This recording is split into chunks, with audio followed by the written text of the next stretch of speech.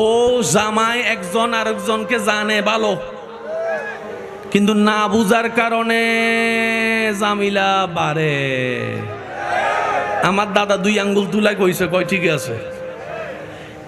স্বামীয়ে জানে এটা আমার বউ, বউয়ে জানে এটা আমার স্বামী, তো জামিলাটা কোথায়?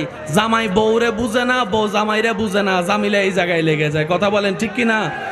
বুঝ ভালো না থাকলে বন্ধুত্ব টিকে, বুঝ ভালো না থাকলে আপনার ভাই বোনদের সম্পর্ক টিকে, বুঝ ভালো না থাকলে সংসারও টিকে না, বুঝ ভালো না থাকলে আমলও টিকে না। মাথায় রাখবেন কথাটা। একটা হচ্ছে জানা, একটা হচ্ছে বুঝা। কোনটার দাম বেশি? জোরে বলেন। কোরআন নিয়ে কি কোনো জামিলা হওয়ার কোনো প্রশ্ন আছে? আজকে কোরআন নিয়ে এত জামিলা কেন?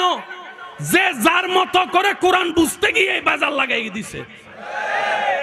আল্লাহর ওয়াস্তে কথাগুলো একটু মাথায় রাখবেন, কারণ হায়াত আমাদের অর্ধেক শেষ।